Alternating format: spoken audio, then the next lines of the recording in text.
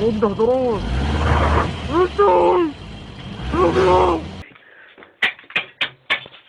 acercó la cámara. No está por allá. Vamos.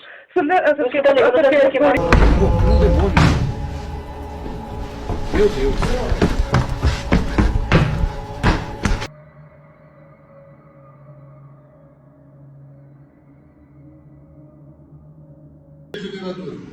Uma expressão do poder da grande mãe. كلمات الله التامات من شر ما خلق. بسم الله الرحمن الرحيم. بسم الله. North Berwick is a small town in Scotland where some of the most brutal and horrific witch trials took place. It all started during the reign of King James VI. While on his way to get his new bride in 1589, he encountered a series of disastrous storms. In fact, the storms were so bad that he was forced to head back home. He immediately thought that the storms were the work of witches. It didn't help that back then a rumor had started that a witch had sailed out on the River Forth to conjure up some storms. So from then on, King James was dead set on finding these witches. In fact, 70 to 200 women were accused of being witches. Most of them were tortured and then executed. Now, apparently during these trials, he did come across a number of women that admitted to being witches. They claimed that they had all made deals with the devil and were now under his command. They also claimed that they would use one of the churches there to hold their covens. They even said that this was the place where they had summoned the devil himself. In fact, this church was located right on the seafront, so James was like, aha! The perfect place to conjure up storms. All of you are guilty. As a result, these witches were strangled and then burnt at the stake. In our fourth spot today, we have Sabrina Spellman. Although she's a fictional character, Sabrina still deserves a spot on today's list. Without too many spoilers, the show The Chilling Adventures of Sabrina is about Sabrina, a teenage witch who on her 16th birthday has to sign her name in the Book of the Beast. Upon doing so, she makes a deal with Satan. She basically gives herself to him in exchange for magical powers. At first, Sabrina refused to do so because she didn't want to give up her mortal life, but later on she was forced into doing it in order to stop a number of evil forces that were murdering many of the townsfolk. Once she signed the book, she is forced to do Satan's bidding. She has to basically bow down to him and do whatever he instructs her to do. In return, Sabrina's magic became even stronger. In fact, she became the fourth witch in all of history to summon demonic blue hellfire, which was then used in order to fight off the Greendale 13. And for her to do that as a relatively new witch is very impressive. Later on in the show, we also realize that Miss Wardwell is evil and is using Sabrina so she can become the Queen of Hell. Sabrina's destiny took a dark shift as soon as she made a deal with the Dark Lord. Although all the witches in the series have signed this book, the Dark Lord specifically needed Sabrina to sign it. Her destiny is far more different than the other witches in the show. Have you guys watched the show? Let me know in the comments below. Honestly, I did, but after season 2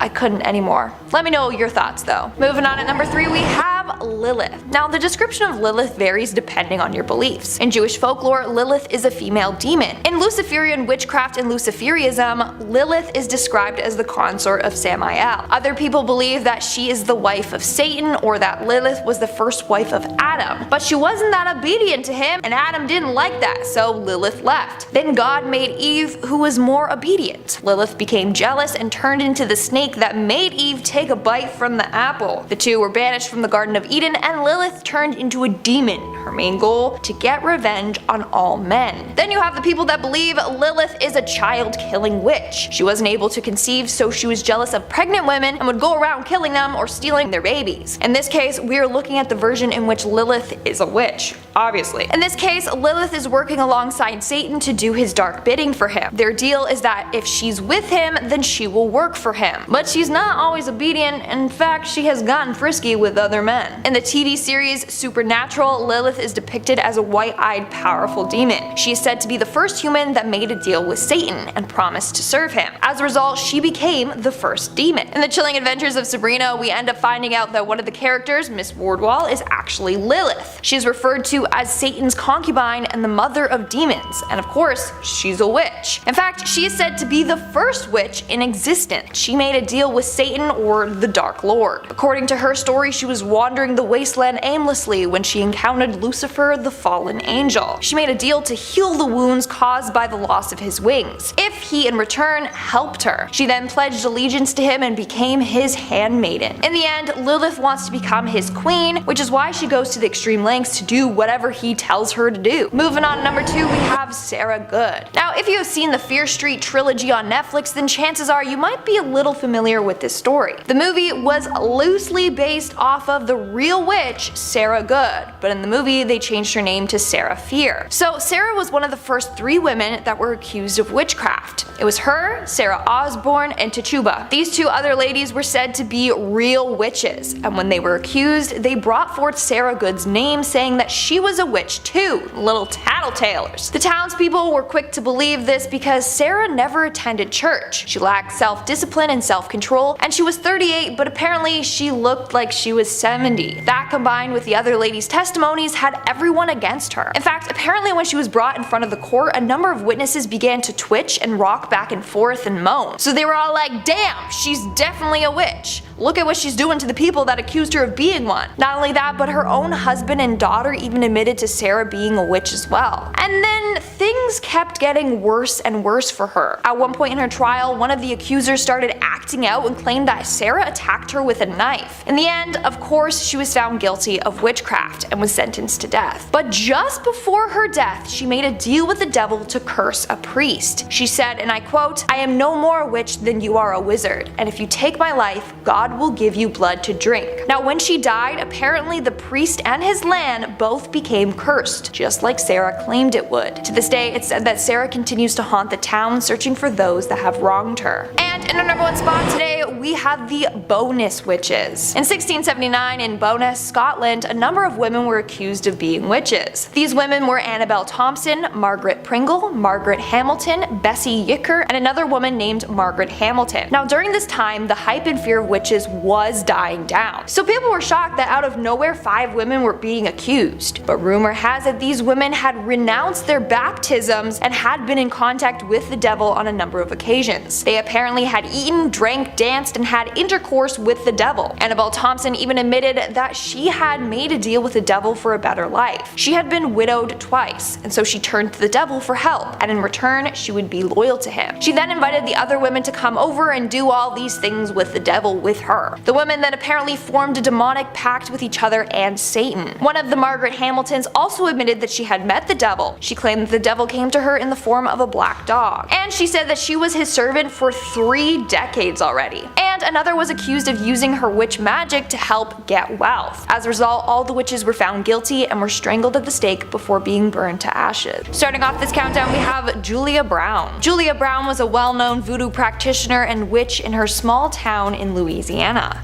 People knew her for her charms and her curses, as well as the creepy songs that she would sing on her porch with her guitar. In her community, people would come to her and she would perform a number of different rituals for them. That was until people started to take advantage of her, so she started to get back at them. When they came to her, she would scare them by telling them predictions like they're gonna die soon or bad things were coming for them. Then the locals were like, "Hey, what's going on with her?" Close to her death, Julia started to act strange. She would constantly sing songs about her death and how she would get revenge on the town.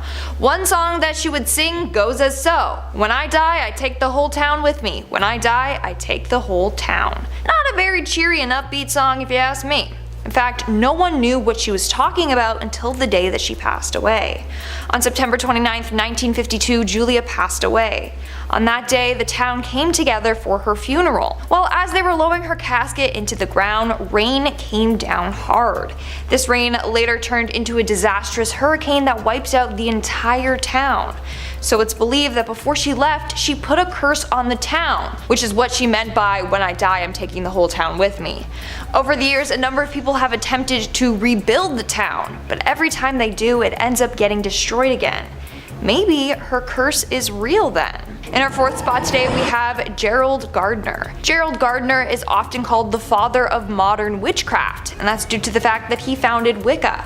Although technically he learned it from a group of people and then went on to just write about it, so they gave him credit for it. But Anyways, basically back in 1939 he said that one night he encountered a group of women who claimed to be witches. They stripped him of his clothes and put him in the middle of a ceremonial circle. The circle was lined with naked women, and they showed him their ways. From there, he learned briefly about Wicca and thought, hey, this is great, let's preserve this and make sure that everyone knows about it. In 1954, he actually created a book titled Witchcraft Today that teaches others how to embrace Wicca fully. He then went on and became obsessed with the occult. In fact, it's believed that a number of Wiccans and pagans were saved partly because of him. They could come out and be like, yeah, I'm a witch, without fear of being hanged or burned alive. To this day, he's one of the most relevant witches in history, but also one of the more controversial ones. In our third spot today, we have Mother Shipton. Mother Shipton, otherwise known as Ursula Sonthiel, was born in 1488 England. Legend has it that she was born during a massive thunderstorm and her mother gave birth to her in a cave. Her mother was only 15 at the time and was stuck raising Ursula in that cave by herself. That was until the monastery took her mother in and a local family took Ursula in. Eventually her mom was taken to a nunnery and they never saw each other again. Growing up, Ursula had a hard time fitting in. She had a large crooked nose, her back had a bend in it, and her legs were twisted. So right off the bat, people were like, yeah, she's a witch, just because of her appearance. In fact, people would bully her and call her hag face. Others believed her father was the devil. It didn't help that her mom refused to tell anyone who the father of her child was. So people were like, yeah, for sure, her father's the devil. Not only that, she would spend a lot of time by the cave that she was born in. Now, how did she get the name Mother Shipton? Well, eventually she went on to marry a man named Tobias Shipton, and she took his last name. She eventually did partake in witchcraft and would make magical remedies for the sick. So people called her Mother Shipton because she was like a mother to all. At one point in her life, she became psychic and could see into the future. Soon after, she was called the Nailbot Witch. She made a living off of predicting and sharing the future with others. Moving on to number 2, we have Isabel Gowdie. Isabel Gowdie was a Scottish woman from Aldern, a village near the Scottish Highlands. She is well known in history because in 1662 she confessed to witchcraft and may have been executed. We actually don't know because there's no official record of it, so it's a mystery. Basically, during that time, if you were thought to be a witch, they would torture you until you admitted to being one, even if you weren't actually one. Well, Isabel's case sparked a lot of interest because she admitted to being a witch willingly without torture or anything. And she went into great detail on everything that she was doing. She gave 4 separate confessions given over a 6-week period. For example, she said she made a pact with the devil and had been engaging in intercourse with him. She also said that she was part of a coven and would cast spells on the community. She claimed she put a curse on some male authority figures who she felt victimized by. She also cursed her landlord for being a pervert and put one on the local church minister. Lastly, she also admitted that she had the ability to turn into animals and that she was interacting with fairies. Over the centuries, a number of people have analyzed Isabel and have come up with some explanations for her actions. One is that she suffered from psychosis or hallucinations, whereas others think it was a ploy to get maybe a more lenient sentence. But of course, you still have the people who believe that she was an actual witch and did everything that she admitted to doing. And in our number 1 spot today, we have La Voisin. Catherine Montvoisin, or La Voisin, was a witch that lived in France in the mid-1600s. Her witchcraft mainly comprised of mixing and creating potions, poisons, and medicines. She also would tell people their fortunes and would hold black masses where people could come and make contact with the devil through her. It started off with her just providing palm readings and advice for people, but then she realized that her clients were mainly women who were coming to her with spousal problems. A number of them wanted their husband dead, so she started creating the potions to help them kill their husbands and gain fortune. Then things started to get darker and darker. She began practicing dark magic and witchcraft. This involved her leading a number of satanic rituals in the catacombs under her home. One time she even spilt the blood of an innocent victim as a sacrifice for the devil. Eventually, Catherine was arrested for practicing witchcraft and for being involved in a number of murders. She was publicly burned at the stake in 1680. Starting off this countdown, we have Alice Goodridge. In 1597, Alice Goodridge was tried after it was discovered she had 2 small bloody holes on her stomach. It looked like she had cut the witch's mark out of her skin. They were described as great warts that appeared to have been sucked. They believed that the devil would create these marks on their body after sucking the witch's blood from them as a form of nourishment. Not only that, but Alice apparently had a mark behind her arm and a number of other marks towards the top of her shoulder. But Alice claimed that the wound on her stomach happened after she accidentally stabbed herself. So the officials got a doctor to look at her stomach wound to see if it was the witch's mark or an accidental stab wound. Well, the doctor said, and I quote, "was like to ha been so a long time, for it was not festered and seemed to be sucken." AKA, it was not a new wound like she claimed it was, and it appeared as if someone was sucking on the wound, AKA the devil or demons. So poor Alice was tried as a witch. Now, how was she accused in the first place? Well, according to some articles I read from the archives, a young boy named Thomas Darling came forward claiming that he had been bewitched by Alice. How darling, get it? He became super ill and would have weird fits. Also, according to the boy, Alice sent her familiar Minnie to torment him. So that's why Alice was questioned and strip searched for a witch's mark. When they found several all over her body, she was killed. And if you guys are liking this video so far, then make sure to give it a big thumbs up because it really helps us out. Moving on to number 4, we have Isabelle Adam. In 1707, during the witchcraft trials in Scotland, a woman named Isabelle Adams confessed that the devil had given her a mark. She claimed that in the fall she encountered a man with a hat wearing all black clothes. She engaged with the man and it turned out he was the devil and ended up kissing her. He then told her that in his service she could be as rich as she wanted to. So she decided to renounce her baptism and make a pact with the devil.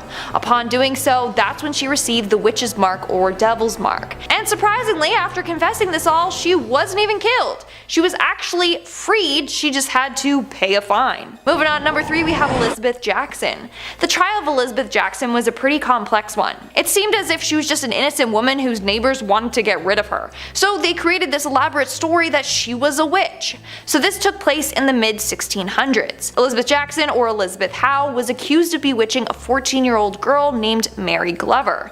At her trial, a woman named Elizabeth Burgess came forward being like, "Yeah, I witnessed her bewitch this poor young girl." Then she also claimed that she was visited by Jackson herself.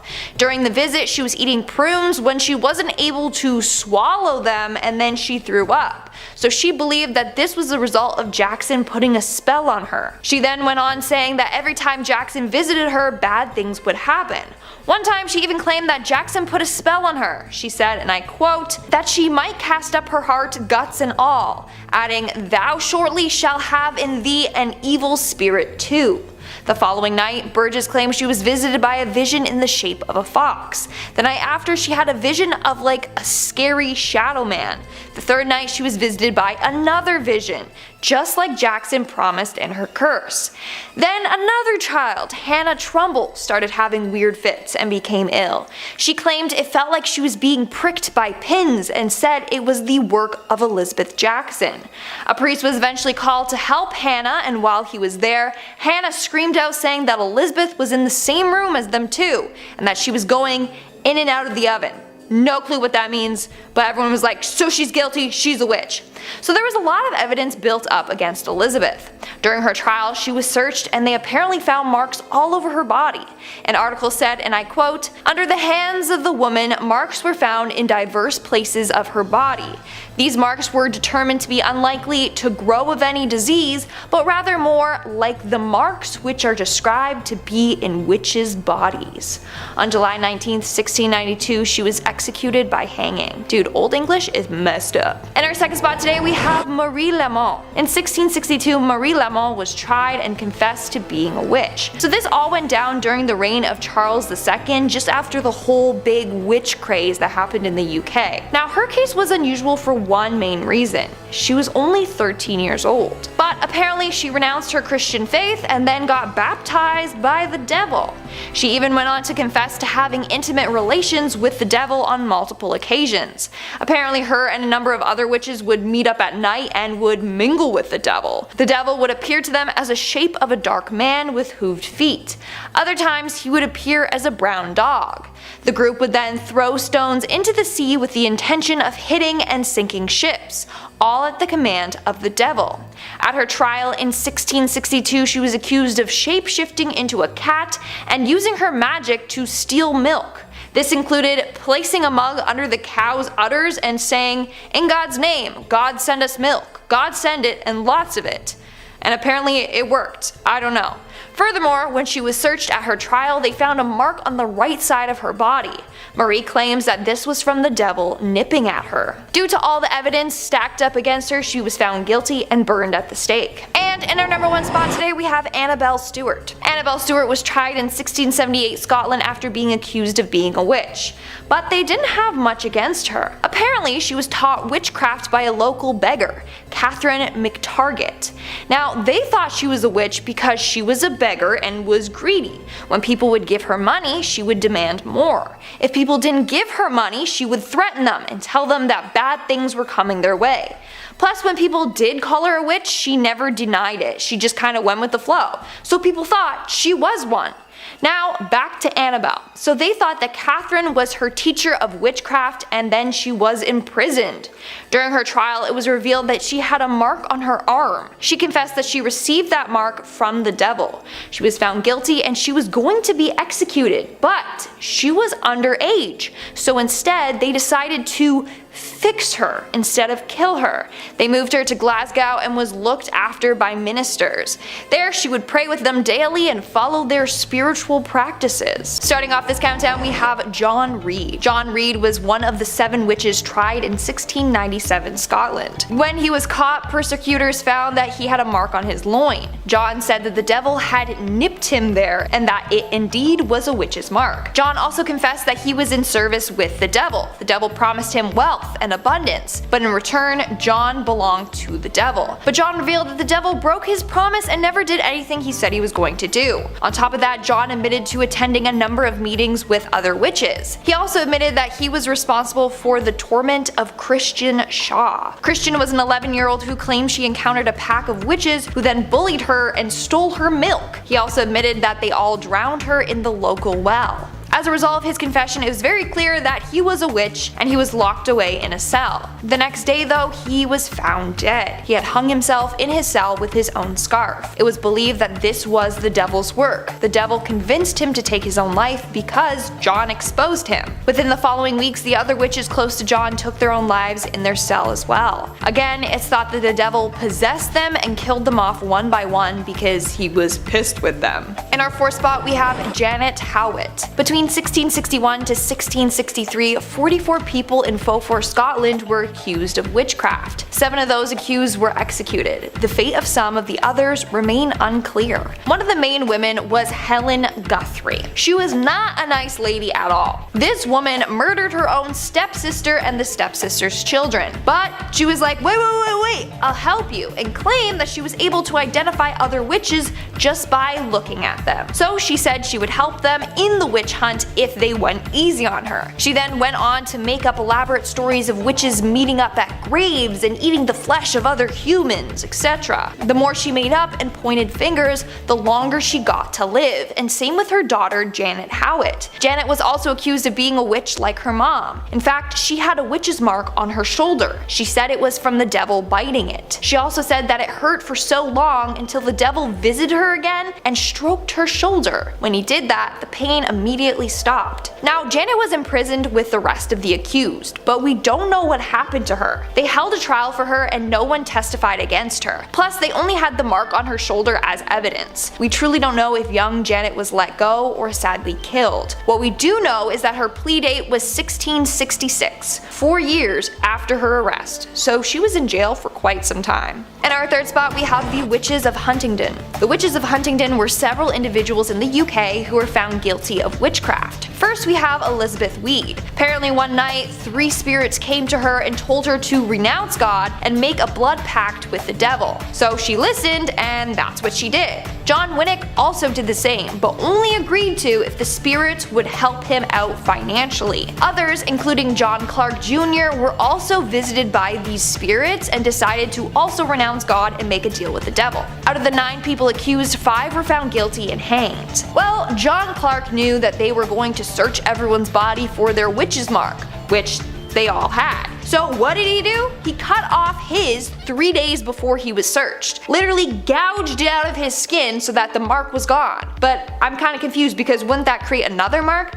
I don't know, but I think he was let off the hook while he watched his friends be killed. He literally said, and I quote, "It was foolish to let the authorities find their marks. I cut off mine 3 days before I was searched." He then denied ever making a pact with the devil or being a witch, even though he was. Moving on to number 2, we have George Jacobs Sr. George Jacobs Sr. was an English colonist who was accused of witchcraft in 1692 during the Salem Witch trials. George was quite the man around town. He had several run-ins with the law. He was known for having a violent temper, and in 1677 hit a man named John Tompkins Jr. 2 witnesses said, and I quote, "One blow, and if the latter had not held him by the arms, he would have struck him some more, he being in such a passion." Now he was fined for this. Then in 1674 he was sued by his neighbor after he chased some of his horses into the river where they drowned. He argued that the horses were trespassing on his property, whereas others thought he just liked wreaking havoc on town. Fast forward several years later, George Jacobs Sr. and his son, George Jacobs Jr., and his daughter-in-law and granddaughter were all accused of witchcraft. Everyone got off except for Jacobs Sr., and that's because he had a witch's mark. His body was searched and they found what was described as 3 teats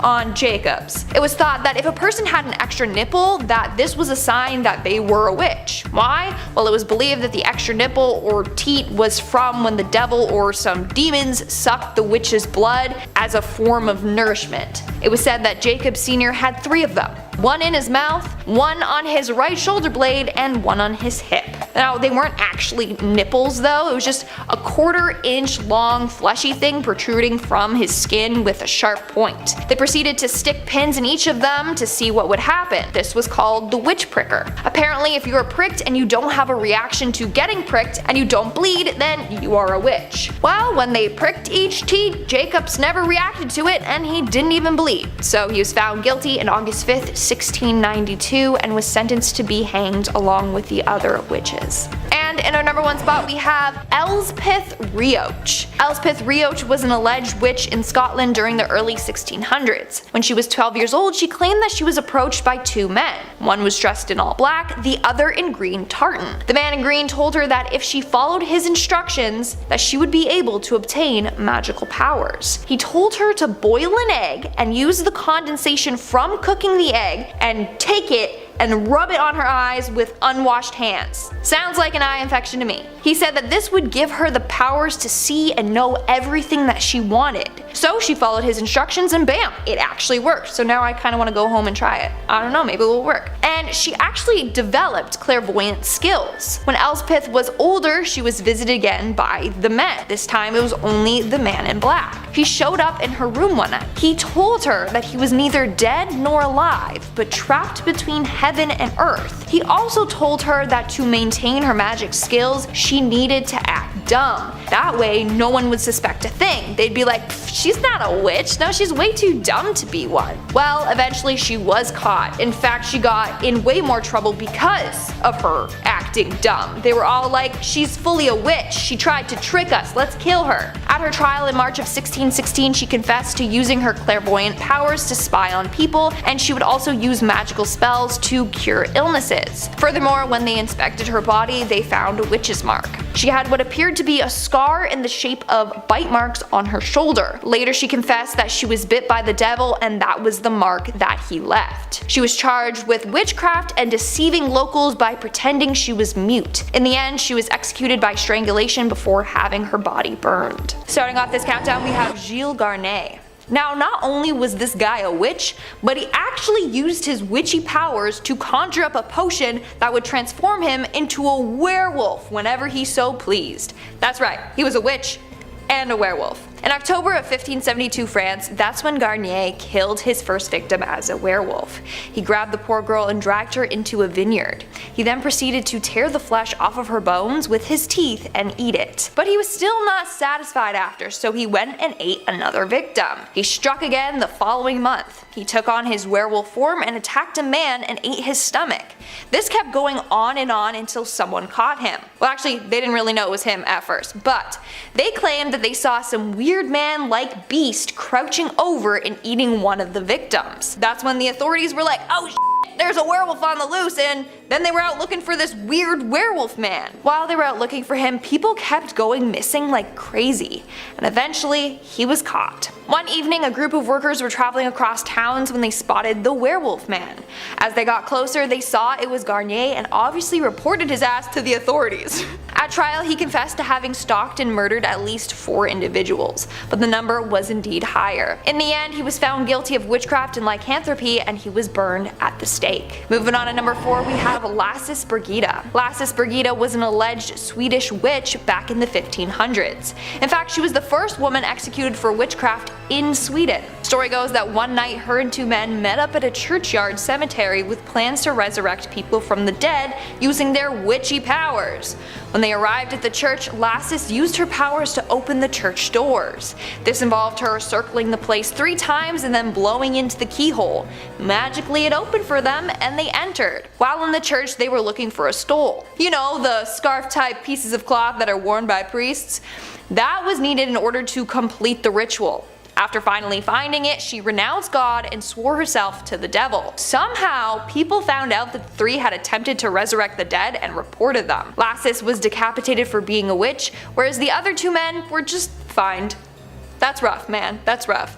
I'm also glad that their plan to bring back the dead didn't work. Like, imagine they would have to fight off witches and then zombies. Crazy. Coming in at number 3, we have Agnes Waterhouse. Agnes Waterhouse, otherwise known as Mother Waterhouse, was the first woman in England to be executed for witchcraft. Agnes confessed to being a witch and having a familiar named Satan, which was her cat. Later on, the cat apparently took the form of a toad. The familiar originally belonged to her friend and fellow witch Elizabeth Frances, but was later passed along to her. Furthermore, apparently Agnes would use her sorcery for evil. In 1566, she used her witchcraft to try and cause illness to a man named William Fine, and he was not so fine. After that, she used her powers to kill her enemies' livestock and as well as cause them illness. And lastly, she also tried to kill her husband using her powers. In fact, at her trial, one of her neighbors, a 12-year-old girl named Agnes Brown, came forward and testified against her.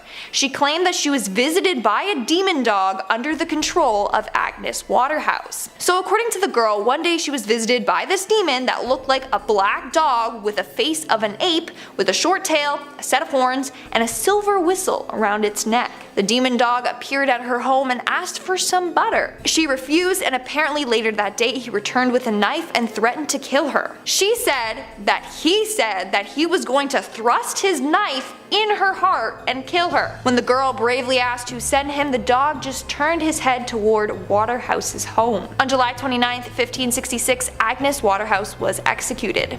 Before doing so, she repented and begged God for forgiveness. She also did admit that she was sending her familiar to hurt and damage her neighbor's goods. But her neighbor, a tailor named Wardall, had such strong faith that the familiar was unable to mess with him. In the end, Agnes was hanged for her crimes. Moving on to number 2, we have Elizabeth Frances. So Elizabeth Frances was friends with Agnes Waterhouse. Some even say that they were sisters. I don't know.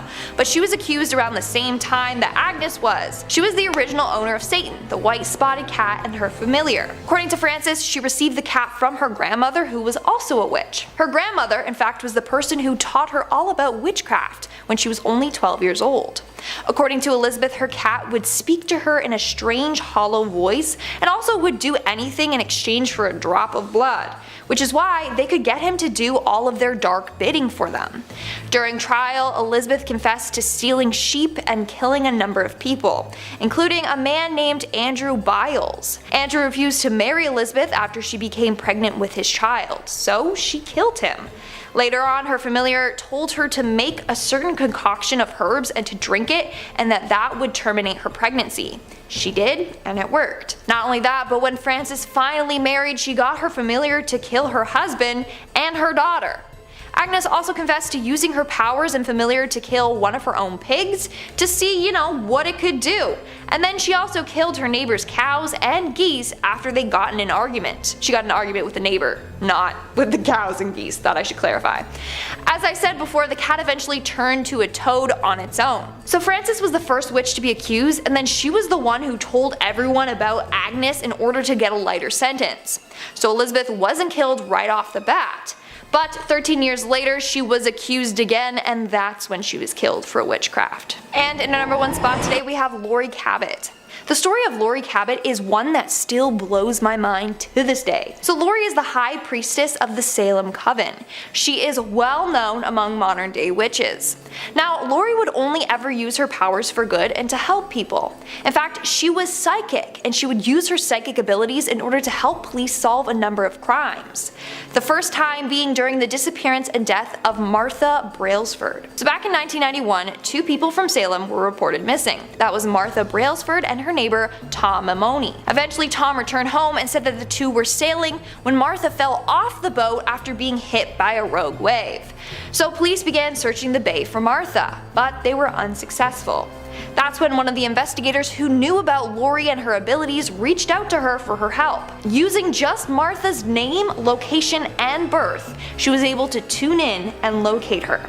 Laurie then said she got visions of Tom trying to make advances on Martha, but Martha was not into it. When she rejected him, he dragged her to the side of the boat and struck her head. He then put weights on her hips and attached an anchor to her feet and tossed her overboard. She even saw exactly where in the water Martha was. And guess what? She was right about all of that. A local fisherman ended up finding her body in the location that Laurie had said, and Martha did indeed have anchors and weights attached to her body. When Martha's body was located, Tom fled, and so Laurie was once again asked for help, but this time locating Tom. She once again tuned in and got a vision of Tom in a cabin, and got a vibe he was on his way to cross into Canada. Not only that, but Laurie performed a binding spell on Tom to make sure he would do something stupid so that he would get caught. Well, 3 days later, police found the cabin Tom was staying in, and it was in a small town near the Canadian border. They found the cabin because Tom made a stupid mistake. He parked his car near the cabin and he left the lights on. Neighbors called the cops because they didn't recognize the car and they knew the neighbors were out of town. Isn't that crazy? Round of applause for Laurie. Number 5. Julie Brown. Our first witch today on the list of which witch is Julie Brown, legendary voodoo priestess of the swamps. New Orleans is filled to bursting with 2 things: the most wondrous advancements in soul food and gumbo technology on the planet, and ghost stories. There's a whole lot of voodoo to go around in Louisiana, and in Manchac they say there's the ghost of an old voodoo priestess named Julie Brown. The story of Julie Brown is an unnerving one. I would certainly hope so, otherwise it wouldn't be on this list. She was said to be reclusive, would sit on the porch of her swamp shack and spend the day cackling, predicting the demise of nearby towns and its residents, singing twisted songs about her death and the apocalypse and the end of days. Despite the fact that she was a kooky old lady singing songs about the apocalypse on her front steps, locals actually feared her and treated her as an oracle and a prophet, and were very nervous of wronging her just in case she placed a hex on them, which, is reasonable. You should always treat everyone you meet with kindness, just in case they turn out to be a witch who can hex you. The prediction she's most known for, besides one bizarre correct prediction about the 1994 Super Bowl Cowboys at Bills game, was her threatening prediction in 1915, where Julie Brown would cackle over and over and over that she was going to die and take everyone with her. She chanted this again and again until her death. On her funeral, a hurricane hit the town, decimating 3 villages and taking countless lives. Julie is said to be buried in the swamp, and locals believe it was her spirit that caused the hurricane. And if you happen to be passing through Manchac, just pay your respects to Miss Julie Brown. Like I said, you never know what kind of secrets somebody has. And if you're looking for more stories about witches, or really any kind of urban legend, Top 5 Scary has all of that and then some. I'm not kidding. If you can think it up, there's pretty good odds we've done 2 to 3 videos on it. We got something scary for everything under the sun and above it. So hit subscribe. Please make sure you hit that little bell so you don't miss a single scream, but do that after this video because I got 4 more witch stories coming up for you right now. And wouldn't you know it, the next one's about a bell. Number 4, the Bell Witch. In the 1800s, a farmer going by the name of John Bell moved his family to picturesque Adams, Tennessee, onto a beautiful 300-acre farm, a little slice of American pie. Bell quickly became a figurehead of the community, respected by many, and became a local leader at the town church. For the Bell family, things were the brightest they've ever been. They were living the dream and ringing in good fortune. I was trying to make a Bell pun work there. There's probably a better one. Things wouldn't be good for long, and they'd find themselves in a nightmare shortly. By 1817, strange, inexplicable things started to occur all around the farmstead. John Bell found a strange animal on the farmstead, a mutant hybrid that resembled a grotesque mix between a dog and a rabbit. I know that sounds like it would be cute, but I think if you get the wrong parts of both, that's just going to turn out to be a very, very ugly animal. I think dog, rabbit ears, pretty cute. Maybe like dog, rabbit face, dog, rabbit body. I don't know. Mess. Anyway, it was a disgusting thing. The younger members of the Bell family would wake up covered in red scratches all over their bodies at all hours of the day. The family would hear faint whispering and singing that sounded like an old woman singing hymns. Most tragic is the Bells found a mysterious vial of liquid inside their home that no one could explain or understand. Nervous about what it was, the Bells offered the mystery liquid to their cat, which passed almost immediately.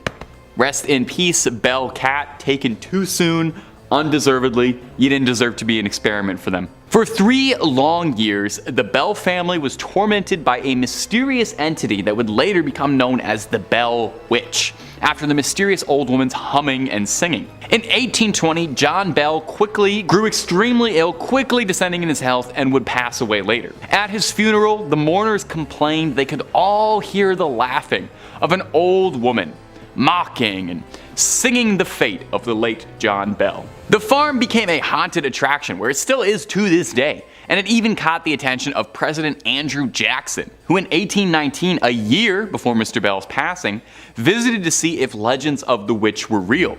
Allegedly. As soon as his carriage arrived at the property, the horses refused to budge anymore. The animals can always tell. Number 3, the Black Hag. Our next witch probably has the most impressive title out of any of them, the Black Hag. That is such a cool name for a witch to have. She resides in a church called, oh god. Let me try this. The Monastery, oh. What, you want to throw that on screen for me?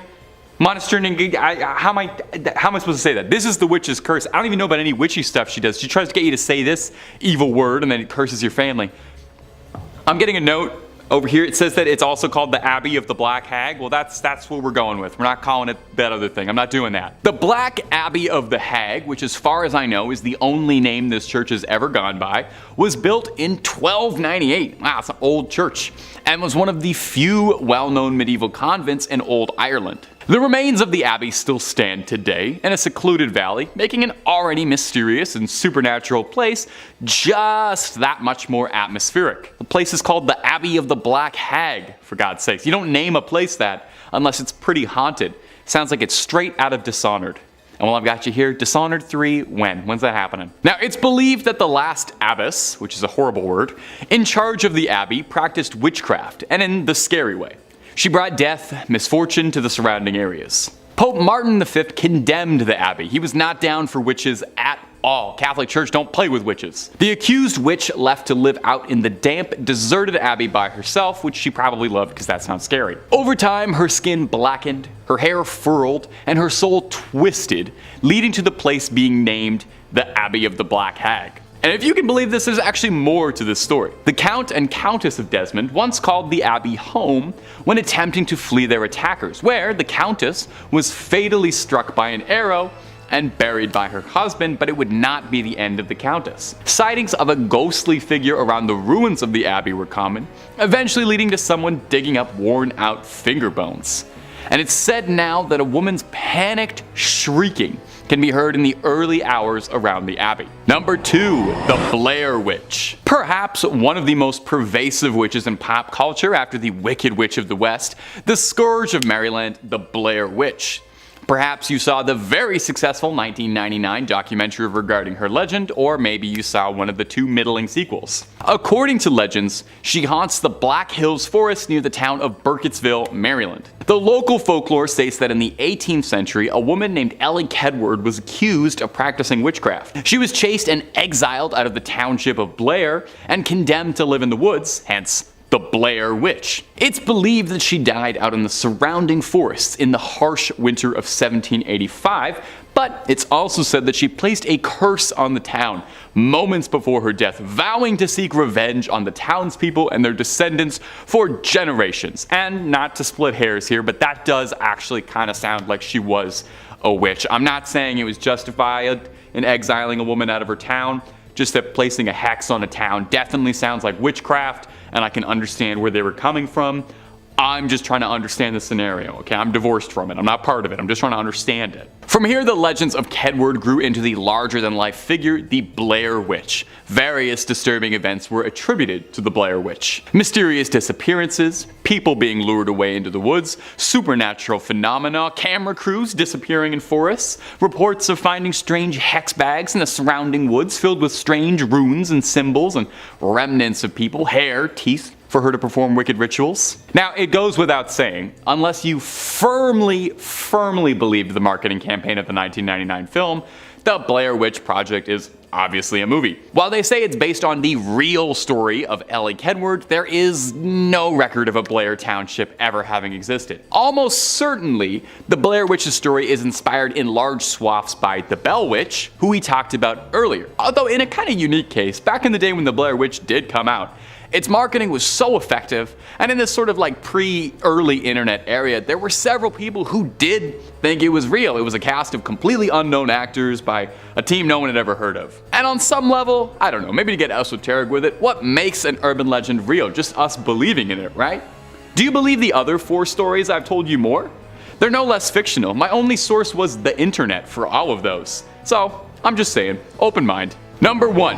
La Bruja de Cachiche. And our final witch for today is going to be La Bruja de Cachiche, a well-known urban legend from Peru, specifically from the coastal town of Cachiche near the city of Ica. The legend revolves around a reputed witch who lived during the colonial era. According to legend, La Bruja de Cachiche was an enigmatic woman with exceptional powers and knowledge of witchcraft. She was believed to possess both healing abilities and the abilities to cast curses. She multi-specced. It was said that she used various herbs, potions, and rituals to perform her magic. Now, one of the most interesting aspects of this legend is this belief that La Bruja de Cachiche had a physical deformity, specifically a hunchback.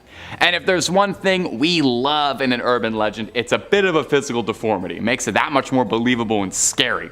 Because someone conventionally unattractive is way scarier than not. Don't blame me, blame our Western views on beauty. I didn't write them, I just perpetuate them. Over time, the legend of La Bruja de Cachiche became intertwined with the history and culture of the town of Cachiche. Local residents and visitors began associating certain landmarks and natural phenomena with their presence. For example, there's a famous gnarled and twisted tree called the Witch's Tree that is said to have been her gathering place. Today, Cachiche has embraced the legend of La Bruja de Cachiche as part of its heritage. The town has a statue of the witch, and there are various festivals and events dedicated to her, and I guarantee you no party goes even half as hard as a party celebrating a local witch. Oh my god, imagine the cauldrons do. The legend has also become a popular tourist attraction, drawing visitors who are interested in the occult, folklore, and statues. Coming in at number 5, we have Circe. Circe was one of the most powerful sorceresses of Greek mythology, and she was the daughter of Hecate, and was also the cousin of Zeus, the king of Olympians.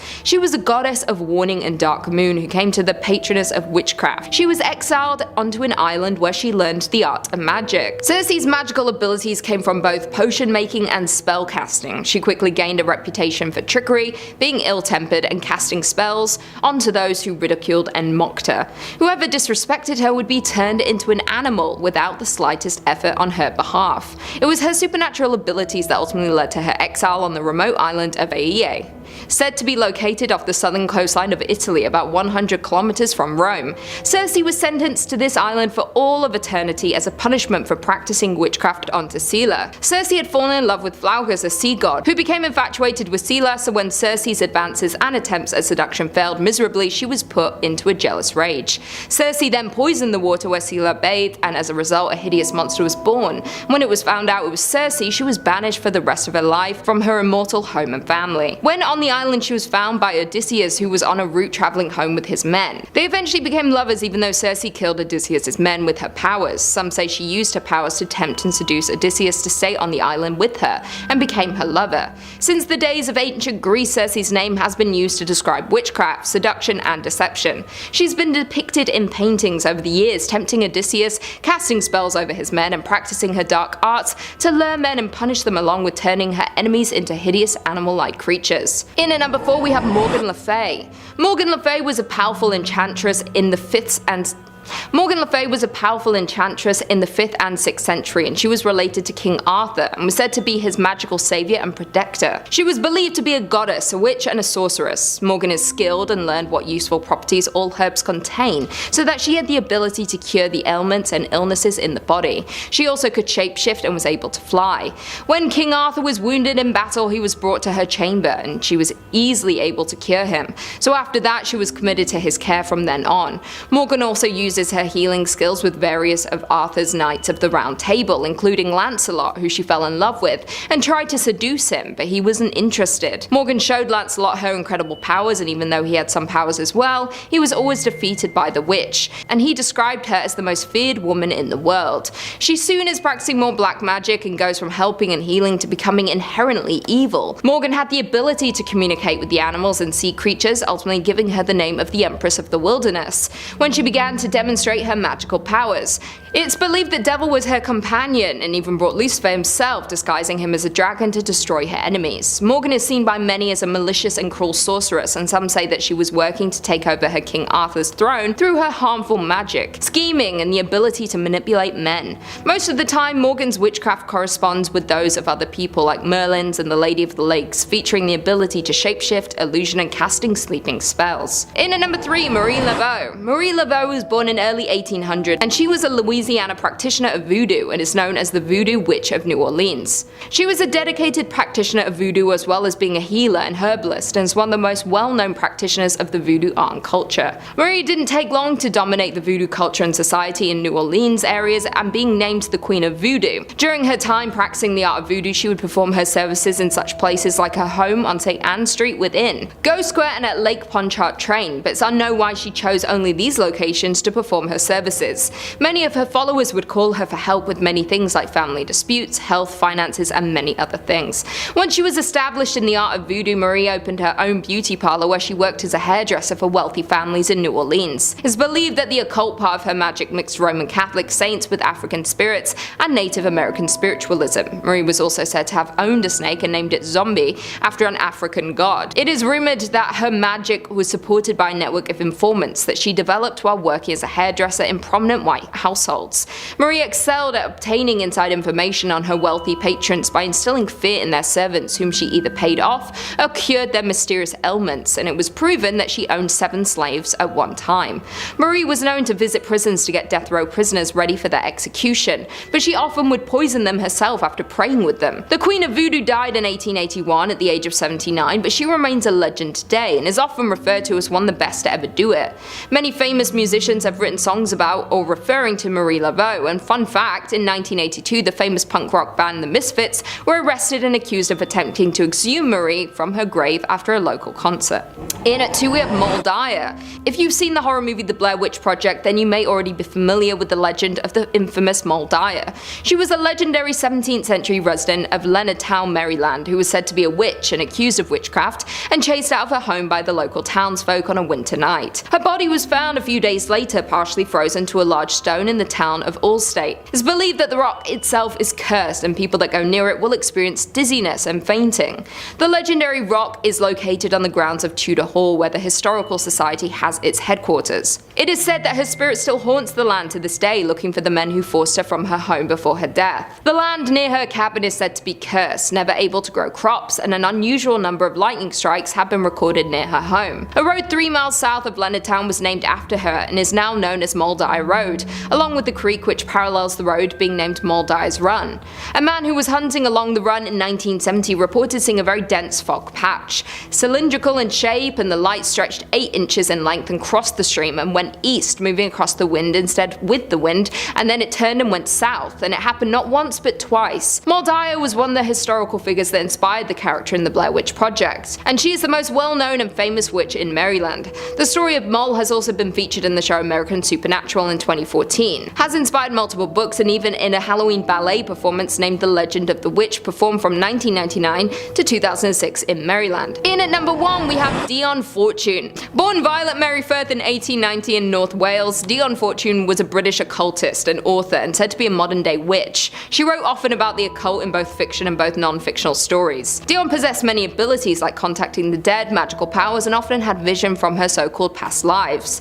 Once she recalled having visions at the age of 4 of Atlantis, and she believed that was one of her past lives. In 1924 she founded the Fraternity of the Inner Light, a magical society dealing with religious philosophy and alternative realities. The fraternity's rituals were carried out under dim light, with Dion claiming bright light disperses etheric forces. A light would be placed on the altar while incense was burned, and the members would begin walking around the room chanting with the intent of building a psychic force. Next, the cosmic entities would be invoked, with the members believing that these entities would manifest in astral form and interact with the chosen ones. The magical principles on which her fraternity were based were adapted from the late 19th century Hermetic Order of the Golden Dawn, with other influences coming from Theosophy and Christian Science. The magical ceremonies performed by Dion's group were placed into 2 categories: initiation, in which the candidate was introduced to magical forces, and evocation, where these forces were manipulated for a given purpose. Dion died in 1924, leaving behind her magical society, which has survived to this day.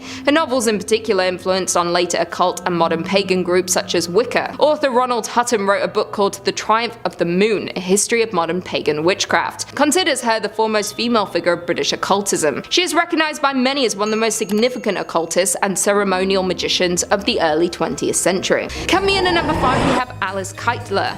Dame Alice Keitler was the first recorded person condemned for witchcraft in Ireland. Alice was born in the county of Kilkenny in Ireland in 1263 and had been married a total of 4 times. In 1302 Alice and her second husband were accused of killing her first husband, but due to her vast wealth and involvement in money lending, these accusations were dropped. When her fourth husband John Lepar fell ill in 1324, he expressed the suspicion that he was being poisoned by his wife. After his death, the children of John and Alice's past husbands accused her of using poison and sorcery. Along with these allegations, she was also accused of denying the faith of Christ and the church, cutting up animals to sacrifice to demons at crossroads, holding secret nocturnal meetings in churches to perform black magic and undermined and overpowered the church, using sorcery and potions to control Christians, the murder of her past husband, and the possession of Robin Artisan, a lesser demon of Satan. Richard de la Dred, the Bishop of Ossory, sought to uphold the laws of the church and morality, so when the case of Alice Keitler came across him, he began an even larger project of addressing witchcraft. Richard made many attempts to have Alice arrested due to the many allegations against her and her use of witchcraft and black magic, but because of having powerful friends in the delay of the trial, Alice was able to flee, and it's believed that she fled to England but could never be found and arrested. Some of the people who were said to be working with Alice were captured and stood trial, one of them being one of her servants, Petronilla de Mepp, who confessed to working with Alice in such things like committing heresy, sacrificing to demons, making love and hate potions to corrupt the church, engaging in affair with a demon and murdering her past husband. Alice was dark and manipulated many people around her to follow her and participate in witchcraft, and to this day it's not confirmed where she fled, but when she did, she was never seen again. In at number 4 we have Agnes Sampson. Agnes Sampson was a Scottish healer and a witch. She was involved in the North Berwick witch trials in the later part of the 16th century. Agnes lived in East Lothian, Scotland, and was considered to have healing powers and worked as a midwife. In the summer of 1590, King James VI was on a voyage from Denmark to Copenhagen after marrying Anne of Denmark, and on their way home a storm arose, and this made James believe the storm wasn't a coincidence. He believed that many people had unusual abilities and was greatly perplexed of the idea of witchcraft and black magic. So he began a witch hunt in Denmark, which was where the Copenhagen witch trials were started by the Danish Admiral Peter Munk by King James's request. By the autumn of 1590, Scotland was aflame with witch hunts, and many of those sent to trial were questioned by the king himself. Agnes was accused of being a witch by Gilles Duncan and was arrested along with others, and she was questioned heavily about her role in the storm raising. Agnes eventually confessed, and her body was shaved to reveal a witch's mark. Agnes Sampson had made a charm that she was able to raise a storm and change the winds. She confessed to causing a storm that drowned Jane Kennedy in September of 1589, when ferry boats collided during a sudden storm started by Agnes. The same charm raised the storm and weather effects that threatened the king on his return voyage from Denmark in 1590. King James actually was the one to interview Agnes and was very convinced of her guilt. She was convicted of witchcraft and was sent to be executed. She had been taken to a scaffold on Castle Hill where she was strangled and then burnt at the stake in January of 1591. It is believed and seen by many locals that the naked ghost of a bold Agnes is said to roam in the palace of Holyrood House, haunting the people there. Coming in at number 3 we have Merga Bien. Merga Bien was a German woman convicted of witchcraft and perhaps the most famous of the victims in the Fulda witch trials in 1603 to 1605. Merga was born in the city of Fulda, and she'd been married a total of 3 times and was the heiress of her first 2 husbands.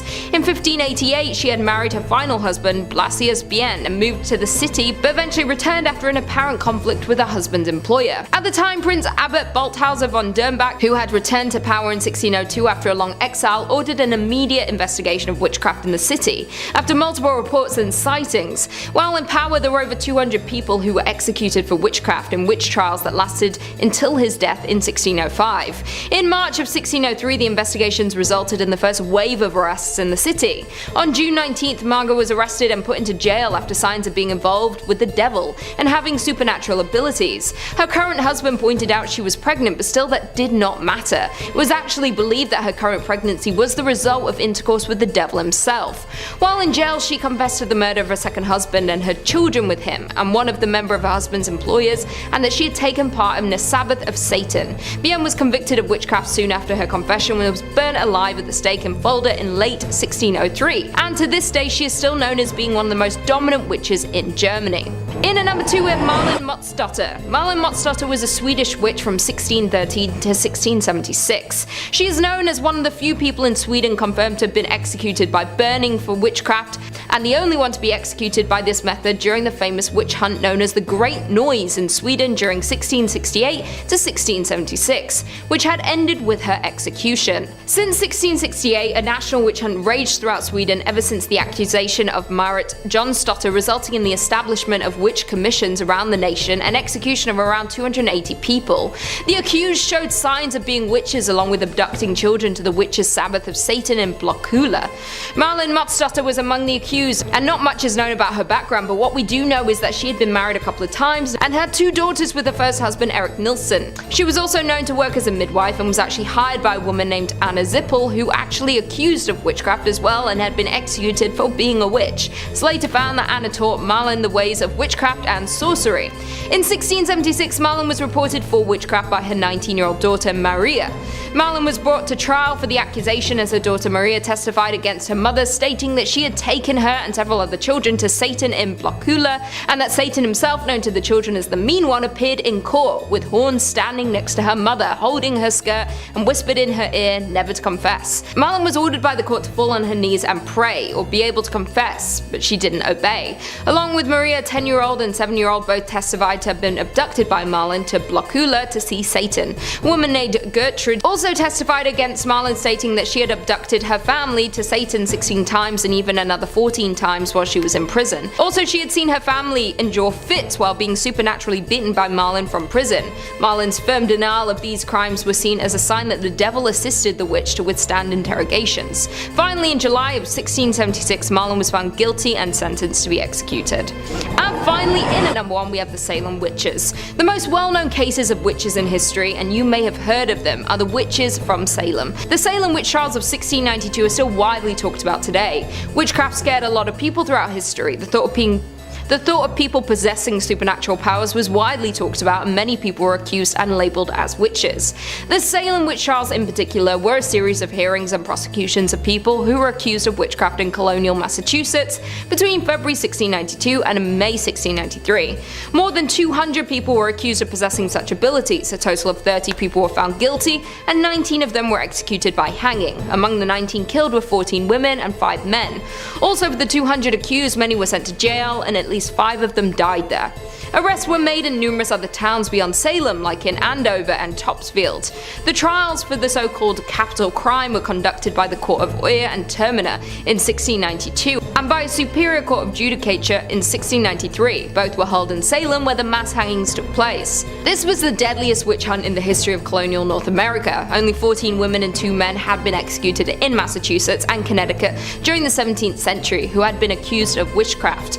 Among the accused were Elizabeth Hubbard and also Dorothy Good, who were also accused of witchcraft. In February of 1692, Betty Parris and her cousin Abigail Williams, who were the daughter and niece of a respected Reverend Samuel Parris, started acting strangely, and would have fits described as beyond the power of epileptic fits or natural disease to affect by Minister John Hale. The girls screamed through things around the room, uttered strange sounds, crawled under furniture, and contorted themselves into odd positions according to eyewitness accounts. The girls also complained of being pinched and pricked with pins, but when they went to a doctor, he could find no physical evidence of any ailments on either girl. After the news of these odd behaviors started spreading around Salem, other young girls began experiencing similar behaviors. No one had any idea of where these strange behaviors were coming from, or why the girls were acting in such an odd way. Massachusetts was a very religious town back then, and these girls were acting as if an ungodly being was inside of them. And so they had been accused of witchcraft, and many historians debate on how many of these 200 accused were actual witches, but some definitely were, and they had brought fear to the people of Salem. Number 5 on this list is Goody Cole. Now, Goody Cole is a little interesting because today she is not a physical witch, but the ghost of her former witch-like self. Back in the 1600s in Hampton in the United States, Goody Cole lived with her older husband at the time. Once 1656 rolled around though, she didn't live with him anymore. Goody Cole was arrested and found guilty of witchcraft. It was said that she had a mumbling habit, looked extremely witch-like, and also had some animal-related deaths tracked back to her in what would have been used for apparent rituals. It was also said that she was capable of turning herself into an animal and would often do so to disguise herself and trick others. When she was arrested, she was treated extremely poorly, often tortured, starved, and this whole process went on for years. After 6 years of this, she petitioned to be released so that she could support her husband, who was close to death at the time. The court agreed that they would let her do this, but she had to pay a sizable fee that she obviously didn't have access to because she was in jail. Her husband eventually died alone without the support of his wife, something that was said to eat at Goody's conscience continually. Now, the manner of Goody Cole's death is sort of up in the air. Some say that she was stabbed with a stake for being a witch. Others say that she was finally released, but she was so old that she died in her home alone soon after, whereas some people say that she just died in prison. But one thing's for certain, Goody Cole was so unhappy with the people of Hampton actually that she never left. Many people in the area have reported in the older parts of town that they still see a dark, shadowy figure resembling an old woman. A phantom all in white that stalks people through the streets and can be seen in the windows looking down upon you as you walk through the city. People believe that this witch won't cause you any harm, but her goal is to make you feel as ostracized as possible, the exact way that she was made to feel back when she was still living. Number 4 on this list are the Boo Hags, typically associated with the haunting of the coastal plains of South Carolina, it should be noted that there's no reason to believe that they could only be limited to this area, but there has been a large amount of activity of them here. Now I should also note that the jury is still a little bit out on if these creatures are exclusively witches or exclusively vampires. I think that the truth of the matter is probably a horrifying mixture of both. Legend says that the Buhag needs to get sustenance from a person's breath, and that's how they sustain themselves. This action is somewhat similar to how the Dementors act in Harry Potter, but still with some notable differences. For starters, a Buhag is a fleshy creature that does not have any skin of its own. Therefore, it is simply a red tendon-esque humanoid being. Because they don't have any skin of their own, they will often steal the skin of their victims and fit it to their bodies until that skin inevitably deteriorates. The action of sucking someone's breath isn't as simple as my Harry Potter example either. Typically, once a Buhag finds a suitable victim, they will stalk that individual back to their home and wait until they're sleeping. Once they're passed out, the Buhag will break into their home and straddle the person who is asleep. This action is referred to by locals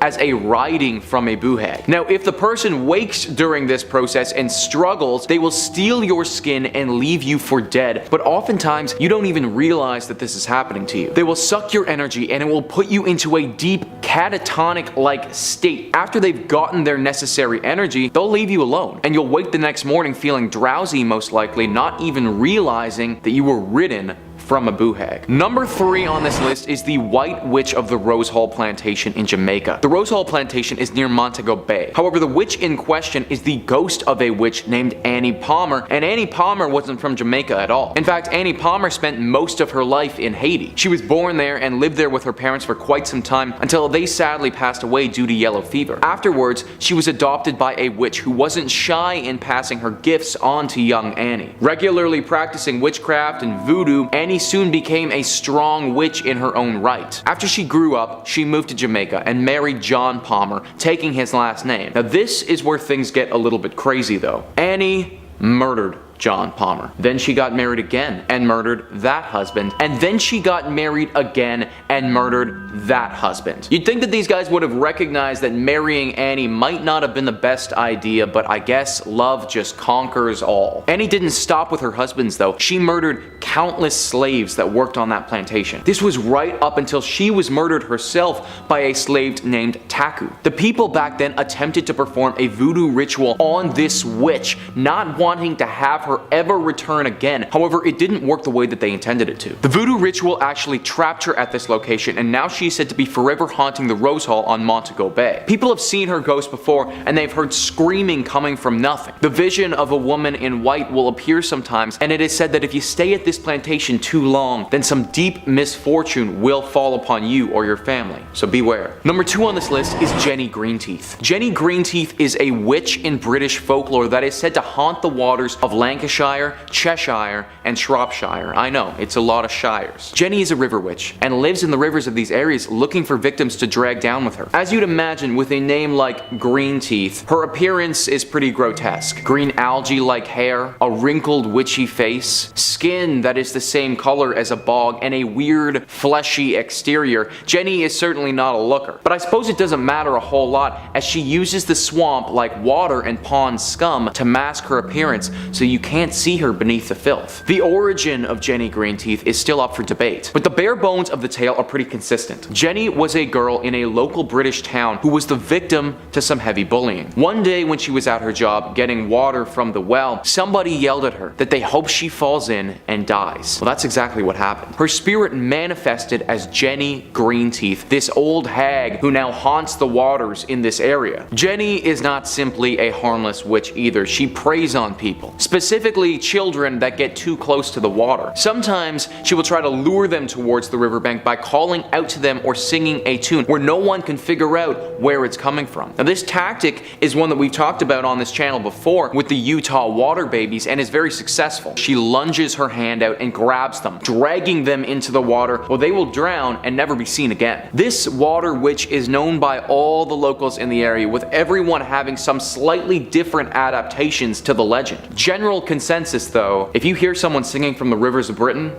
don't go near it. Number 1 on this list is La Lechuza. La Lechuza is a witch based in Mexican folklore that is said to haunt the Mexican nights. I wish I could pinpoint the location down for you guys to be a specific region in Mexico, but this witch is sadly far too mobile for that. La Lechuza used to live in a small Mexican town and regularly practice witchcraft. Her intentions were foul though, and would regularly cause harm to others, whether that be to them directly or to their livelihood. The townsfolk, once they discovered that she was the cause of their misfortune, raided her home and viciously murdered her. They didn't kill her well enough though, because her spirit still clings to life to this day. Said to regularly take the form of an owl and fly throughout Mexico, La Lechuza is constantly on the hunt for food. Her preferred meal is young men. This bird is apparently massive, and once it sets its sights on you, it will be nearly impossible to escape. Some people have reported that she is so big that they've seen her run cars off of the road and eat her victims in the wreck. She also employs some other tactics instead of just brute force. Sometimes she will mask her voice as a baby and sit outside your door until you open it, and then she'll pounce. You may also hear the consistent racket of an owl howling in the night. Go and check your window to see what the commotion is and become this owl lady's dinner. Basically, she is a giant owl that you can't run from, you can't beat in a fight, and is also able to outwit you with some strange tactics. She haunts all of Mexico, and you just need to hope that if you were there, she doesn't pick you to be her next mate. Kicking us off in 5th place, we have Tituba, one of the first women to be accused of witchcraft during the Salem Witch trials of 1692 to 93. It is believed that she was taken from her tribe and forced into slavery in Barbados, where she learned her skills in witchcraft from mistresses and other slaves. When the head of her plantation passed, she was inherited by Minister Samuel Parris and was then brought to Salem, Massachusetts. Tituba was accused of practicing witchcraft by a young woman, Abigail Williams and Elizabeth Parris, who also happened to be the daughter of her owner. The girls had been showing signs of being bewitched, and it was believed that Tituba told the girls tales of voodoo and witchcraft prior to said accusations. A neighbor of the Parris family, Mary Sibley, recommended a witch's cake be baked to reveal the names of the witches, and instructed Tituba to bake a rye cake with the victim's urine and feed the cake to a dog. Dogs were believed to support witches and their supernatural powers by following the witch's requests. When the symptoms shown by the young woman did not pass, this was shown as evidence that Tituba possessed the powers of witchcraft. She was allowed to speak in court, becoming the first person to confess to practicing witchcraft in Salem in March of 1962. She also confessed to speaking with the devil, stating that he ordered her to worship him and hurt the children of the village, along with discussing tales of black dogs, hogs, a yellow bird, red and black rats, cats, a fox, and a wolf that she had cursed. She was sent to jail in Boston to await trial and punishment on March 7, eventually stuck in jail until being sold to an unknown person for the price of her jail fees that Samuel had refused to pay. Coming in 4th, Moll Dyer, one of the witches that inspired the Blair Witch Project. Residing in Leonardtown, Maryland, her origins are clouded in mystery, the most popular theory being that she was a noblewoman escaping an unsavory past. Taking up an isolated residence outside of town limits, she developed a reputation as a skilled herbalist. Those skills, combined with her unknown past and secluded lifestyle, planted the suspicion of witchcraft in villagers' heads. In the winter of 1697, the weather was so harsh that many crops failed, and a deadly plague swept through the town. It is believed that these were revenge from Moll, after the townspeople had been blaming her for every misfortune and hardship they faced. A meeting was held amongst town vigilantes, and they decided to form a mob to run her out of town. They set fire to her cottage in the dark of night, and Moll ran until her legs gave out, kneeling by a large rock. She raised her hand to the sky, calling down a further curse to the townspeople, and eventually froze to that same rock, leaving her handprint as a notice of her final act. The boulder has since been preserved as a landmark, and even though the handprint is no longer clearly visible, visitors have reported feeling profoundly uncomfortable or experiencing terrible aches and pains around it, and cameras have been known to malfunction in its presence. On the coldest nights of the year, people have reported seeing a woman with long white hair and wearing a white dress walking through the fields and woods near the town. 3rd place, Ray Sherwood, the last convicted witch of Virginia. Also known as the Witch of Pungo, she was born in 1660 to carpenter John White and his wife Susan, and married her husband, Farmer James Sherwood, in 1680, whom she birthed 3 sons with. Grace was a renowned healer, growing her own herbs on their land, also acting as a midwife. While no official paintings or drawings of her exist,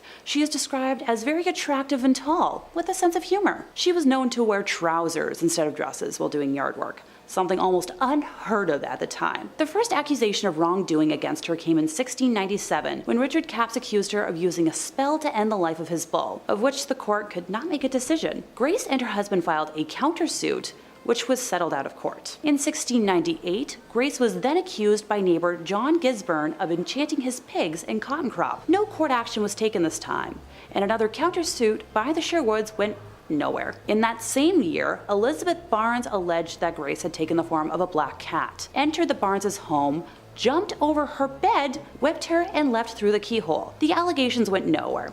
Same for the countersuit, leaving the Sherwood couple to pay court fees for the third time. After her husband's death in 1701, Grace managed to dodge further allegations until 1705, when she got into a fight with neighbor Elizabeth Hill. She sued Elizabeth and her husband for a battery and was awarded damages of 20 shillings, so roughly the equivalent to 170 Canadian dollars today. In March, the princess and county justices assembled two juries, both made up of women, with the first being ordered to search Elizabeth's home for wax or baked items that might indicate she was a witch.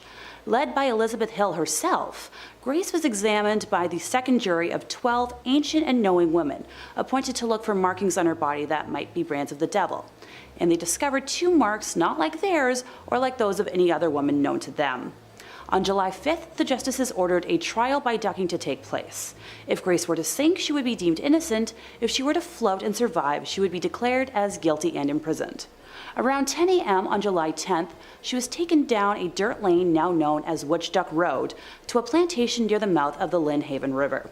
The event attracted people from all over the colony, who began to shout, "Duck the witch!" It is believed that her right thumb was bound to her left big toe and her left thumb to her right big toe, and then she was flung into the water, where she quickly floated to the surface.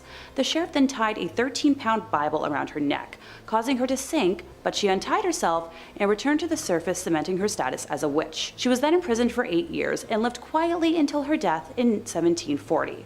According to legend, her sons placed her body near the fireplace, and a wind came down the chimney, with her corpse disappearing amongst the embers. The only clue left behind was a cloven hoofprint. Stories about the devil taking her body, unnatural storms, and loitering black cats quickly arose after her death, and local men ended the life of every feline they could find. This widespread elimination of cats is believed to have caused the infestation of rats and mice in 1743. In our second place position, we're traveling over to 1662 Scotland, where Isabel Gowdie, housewife to John Gilbert, residents of the Aldern region, and that's about all we know of her personal life. It is believed that she was tortured before her confession. Methods used at the time included the use of thumb screws, foot roasting, witch pricking to test for a devil's mark, sleep deprivation, or isolation with food and water restrictions. Ugh. The specific details of the original accusation or reason for her confession are unknown, but are believed to be part of a conspiracy to torment the local minister, Harry Forbes, who was a zealous extremist who had a fear of witchcraft. And for a woman who would not have been taught to read or write, she was extremely eloquent. Her first confession described an encounter with the devil in the church at night, where she renounced her baptism and the devil put his mark on her shoulder before sucking her blood from it. Other meetings took place at several locations, where she recounted having sexual intercourse with the devil, who she described as a very cold and rough but great man. She detailed his appearance as having forked and cloven feet that were sometimes covered with shoes or boots. Details were given of taking a child's body from a grave and spoiling crops, along with information about covens and where they danced. The coven ate and drank the best of food at houses they reached by flying through the air on magical horses, and entered through the windows, where they were entertained by the Queen of the Fairies in her home at Downey Hill, which was filled with water bowls that frightened Isabel. She claimed to have made clay figures of the male offspring of the owner of her land to cause them suffering or death, and that she had assumed the form of a jackdaw bird with other members of the coven, who had transformed into animals like cats and hares. Some parts of her testimony, such as her description of the King and Queen of the Fairies, has been cut short when the notaries have just noted, etc., because they were unable to keep pace with the volume of information being narrated to them. A little over 2 weeks later, on May 3rd, Isabel's second confession was transcribed. She expanded on details about the coven by providing writing the nicknames of its members and as many of the spirits that waited on them as she could remember, including her own servant spirit, whom she called Red River, who dressed all in black. Claims included once again having the ability to transform into animals with the individual chance used supplied. Over the duration of all of her confessions, a total of 27 benevolent or malevolent chants were given, more than in any other British witchcraft case. She testified that the devil handmade elf arrows that were then enhanced by small, roughly spoken elf boys. The devil allocated a number of arrows to each coven member with instructions that they were to be fired in his name. If the intended target, human or animal, was touched by the arrow, she claimed that they would pass, even if wearing protective armor. Spells used to inflict illness and torment on local minister Harry Forbes were also described. On May 15th, Isabel was brought before her interrogators for a third time. Same as her first two confessions, the transcript begins by detailing her pact with the devil. Taking the information she provided previously about the elf arrows a step further, she revealed the names of those whose lives she had ended, along with supplying names of other coven members with details of who they had unalived. She described an instance where the devil had sent her to run an errand disguised as a hare, and how, while in that form, she was chased by a pack of dogs until she was able to utter the chant to transform herself back into a human. She mentioned that while dogs could not kill her in that disguise, any marks sustained would still show after returning to human form. Descriptions of dining with the devil, along with salacious details concerning sexual relations with said devil, and broad characteristics of his were chronicled. The fourth and final confession on May 27th was mainly to confirm the three previous testimonies and an attempt to elicit more information about the members of the coven. After the 6 weeks that it took to record her testimonies, the panel of interrogators believed they had enough proof to request a trial from the Privy Council, which was granted. While there is no official record of the exact trial outcome, it is believed that Isabel would have been found guilty and, following the verdict, would have been transported by cart to Gallow Hill, where she would have been subject to a public strangulation and burning. The posthumous burning to ensure that she couldn't haunt the community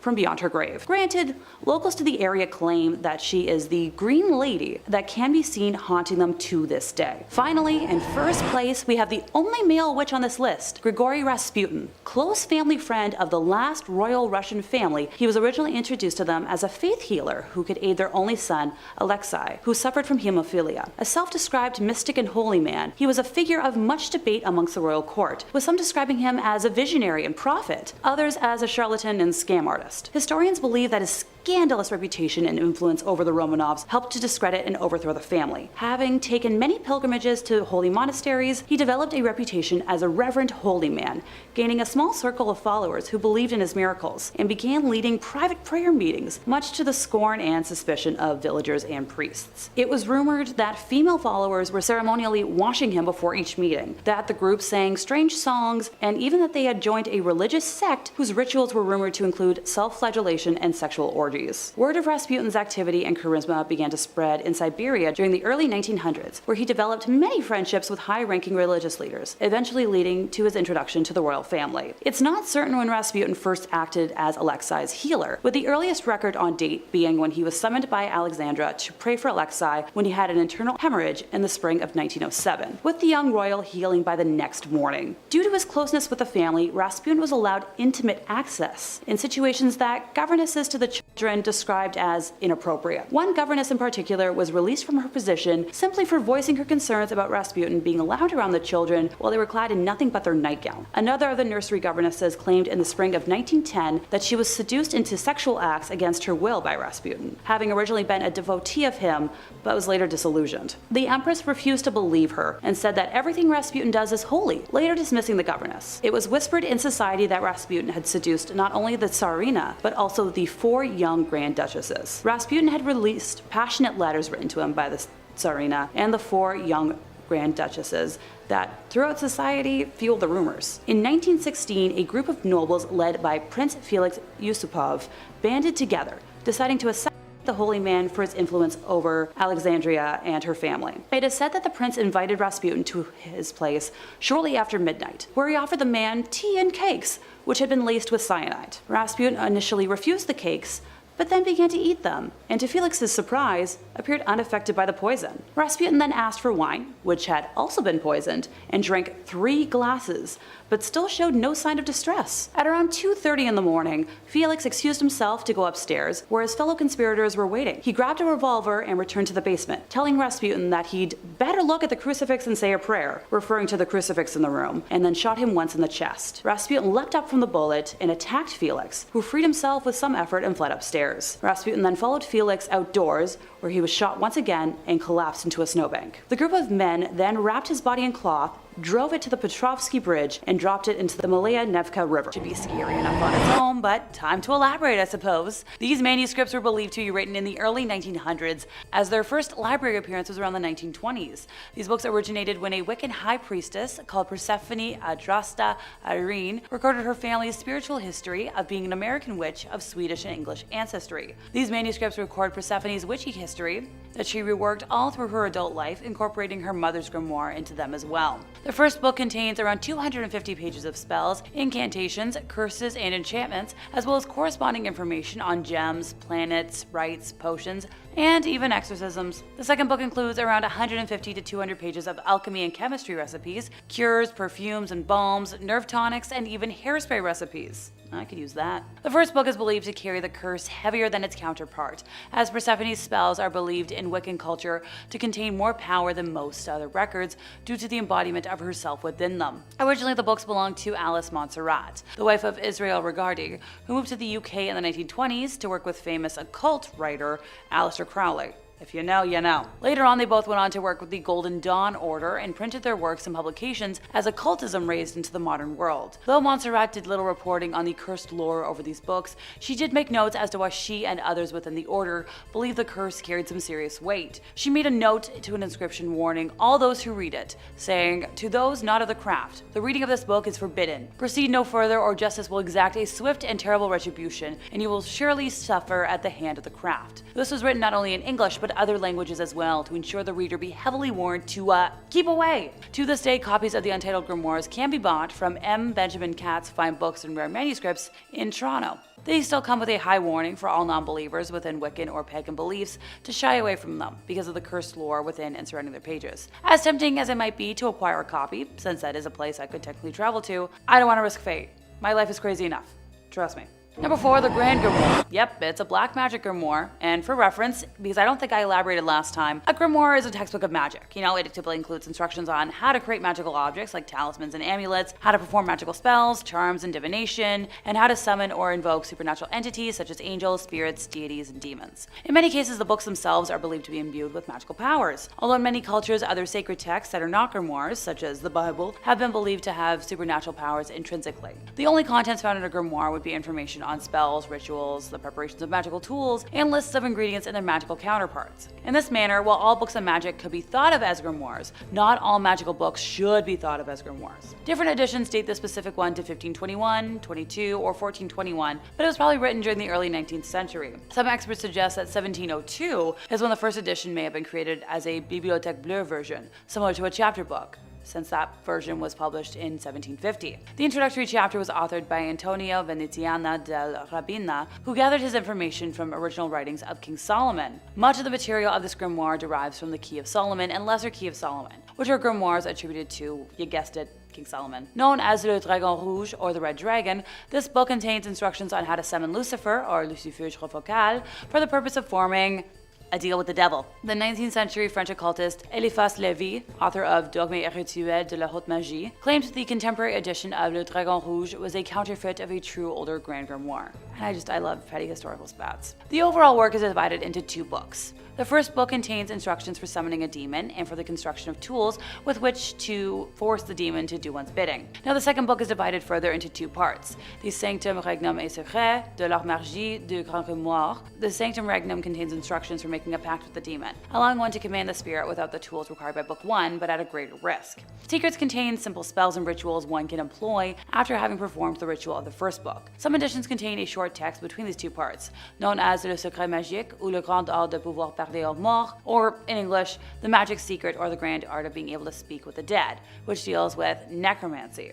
The book describes several demons as well as the rituals to summon them in order to make, a pact with them. It also details several spells for winning a lottery, talking to spirits, spirits, being loved by somebody else, making oneself invisible, and more. This book mentions 3 greater demons, which are similarly prioritized in the Grimorium Verum. Sidebar: in the English translation of the work, the demons are referenced by the more generic term of spirits, which is a term I know some modern Satanists prefer. I'm kind of partial to demons. The demons that are mentioned are the Emperor Lucifer, Prince Beelzebub, and Grand Duke Astaroth. Now this book also makes mention of 6 lesser demons, and of course I'm going to mention them all. So, we already know Lucifer Focal, Prime Minister, Satan Achia, Commander-in-Chief, Agliarept, Commandant, Fleury, Lieutenant General, Sagatanas, Brigadier Major, Nebiros, Marshal, and Inspector General. Number 3, the Munich Manual of Demonic Magic. Try saying that 5 times fast. The MMDM, or Liber Incantationum, Exorcium et Fascinatum Variarum, is a 15th century grimoire manuscript.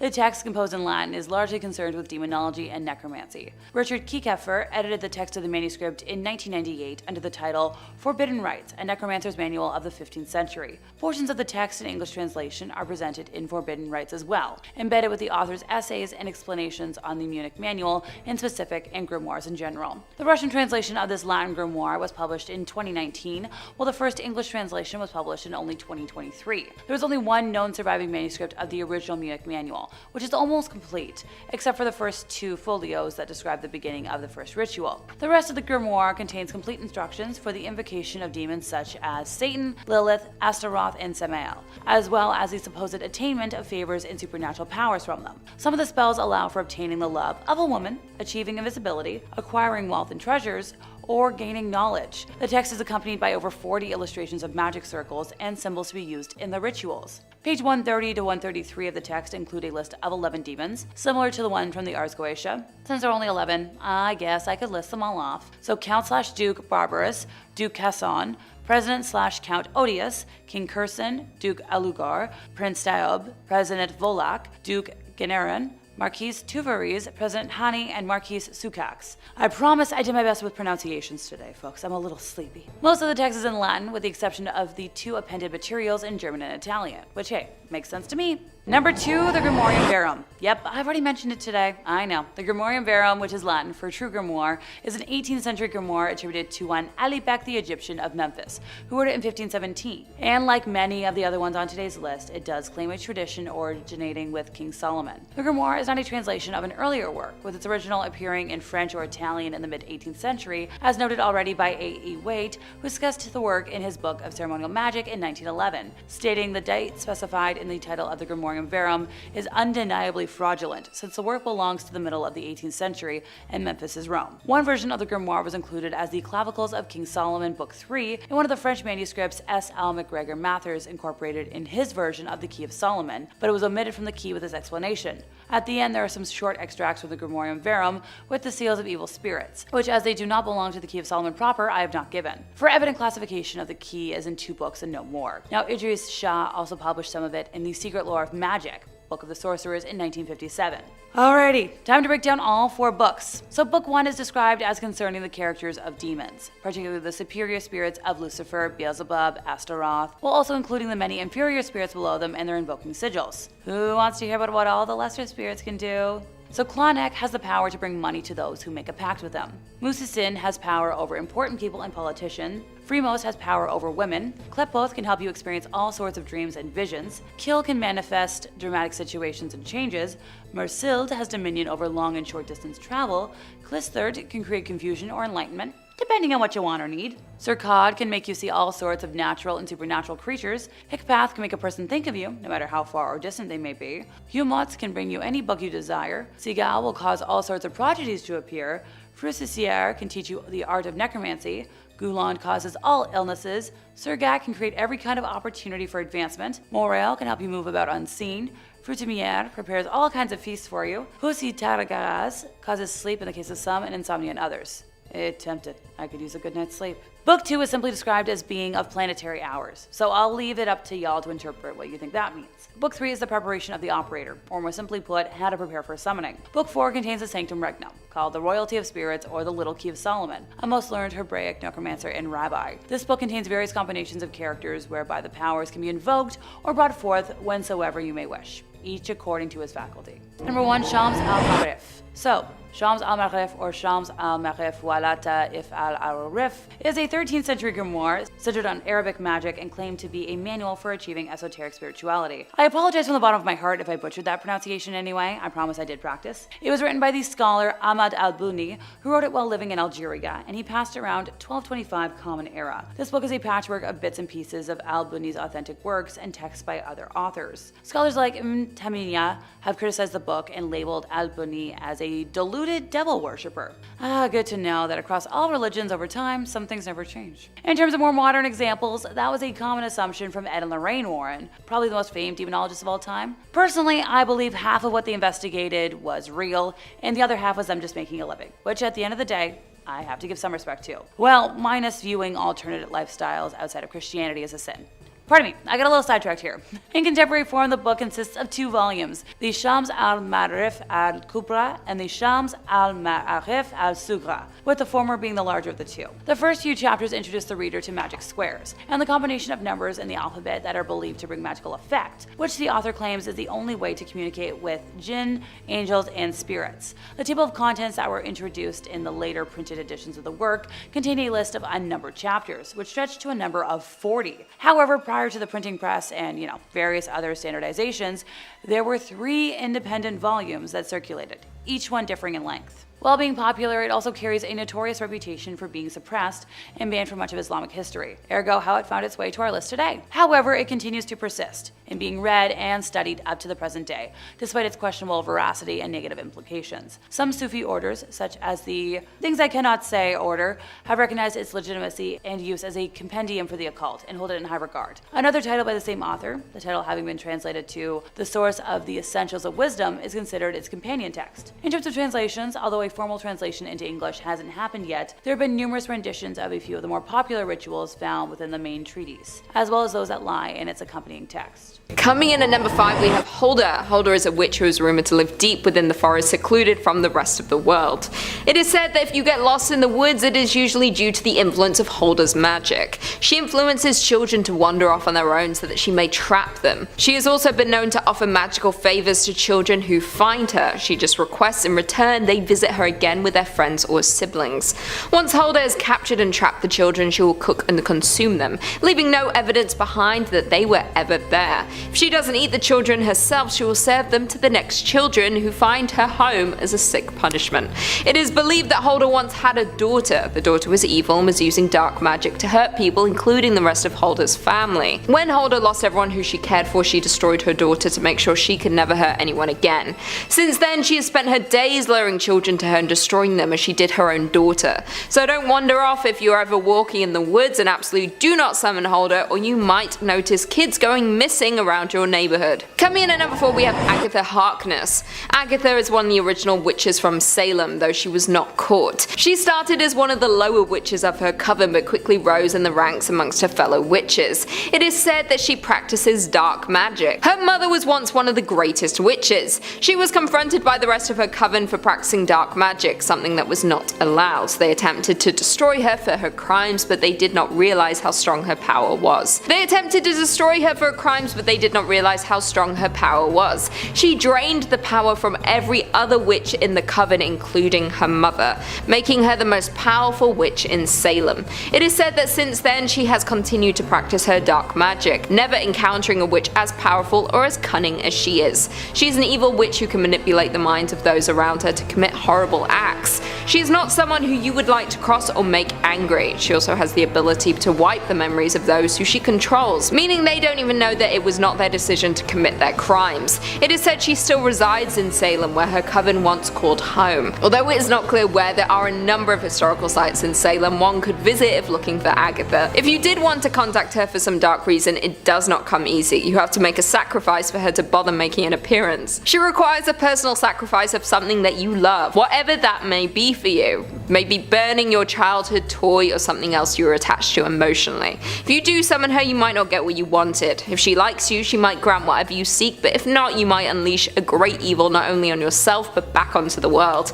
I think it would be best for everyone that we leave Agatha to whatever realm she is currently hiding in. Coming in at number 3, La Llorona. Is she just a legend, a ghost, or maybe a witch? Some believe La Llorona to be a powerful witch. How else would she have remained so strong in the mortal realm after her death and able to trap so many victims? The story of La Llorona is that long ago a woman named Maria married a rich man with whom she eventually had 2 children. Then their marriage hit a rough patch. Her husband spent less and less time at home, and whenever he was home he paid attention only to the children. Eventually she sees him with another woman. Enraged beyond reason, some versions claim Maria drowned her 2 children, but she immediately regretted it, crying out, "Oh my children!"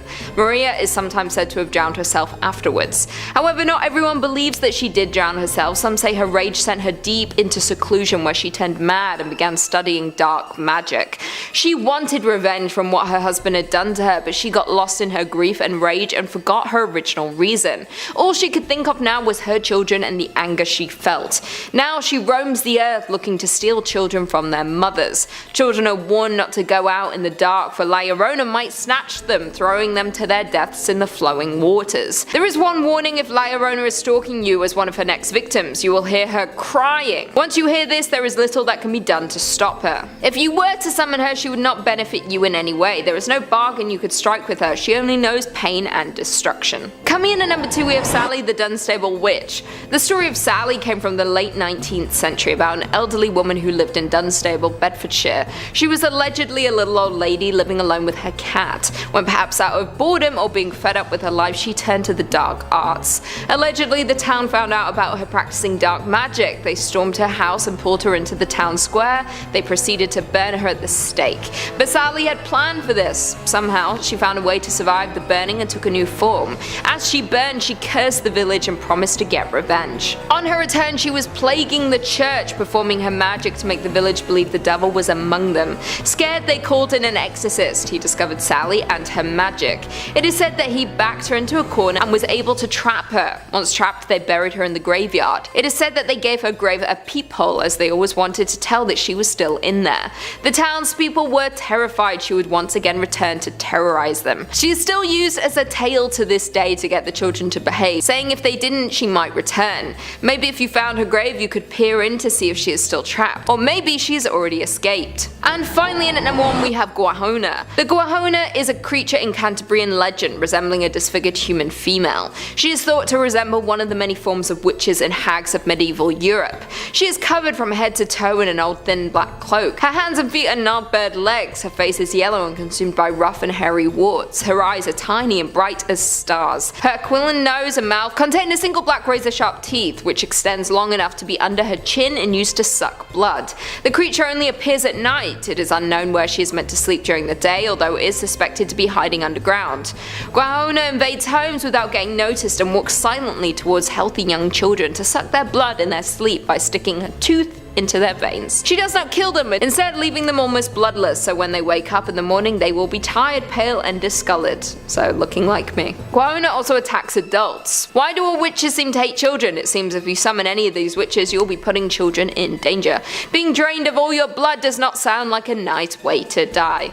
Nope. Starting off this countdown, we have the West Branch Witch. This witch is pretty famous in Ohio. So legend goes that there's this witch that many people have encountered in West Branch State Park. This witch tends to dress head to toe in all black. The first appearance was reported in 1960 by a man named B.A. Evans. He recently purchased a piece of land and later discovered a small cemetery on it. The cemetery contained 7 gravestones surrounded by a 40-inch wall. The gravestones are apparently from a family named the Elliots. Now, the headstone that gets the most attention is that of Clemenza. Clemenza was apparently killed by a group of townspeople after being accused of being a witch. As a result, she was pressed to death. A wooden board was placed on her, and then on top it was piled with stones until, her body was crushed by the weight. To this day, her grave is marked by a pile of stones that rests on top of it. Now it's said that she haunts the graveyard and the surrounding area.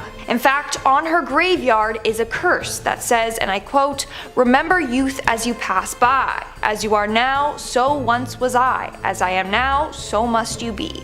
Prepare for death. death and follow me. Now, if you read it out loud by her grave, she will apparently chase you away. Apparently, this whole legend is real though, and there is a curse upon her grave. One night, a group of hooligans took stones from her grave, which, hello, you're not supposed to do.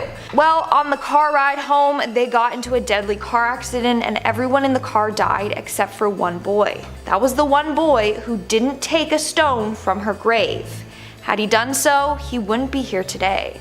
So, that is absolutely horrifying. No thanks. Moving on at number 4, we have Moll Dyer. Legend goes that Moll Dyer was a witch that lived in Maryland in the 17th century. But there are no historical records of her existence, so it might have just been a legend passed down from generation to generation. Either way, it's quite creepy. So the story takes place during a brutal winter in 1697. During this winter, there wasn't a lot of food available. In fact, many residents sadly passed away from starvation. Then there was Moll Dyer. She lived basically isolated from the community.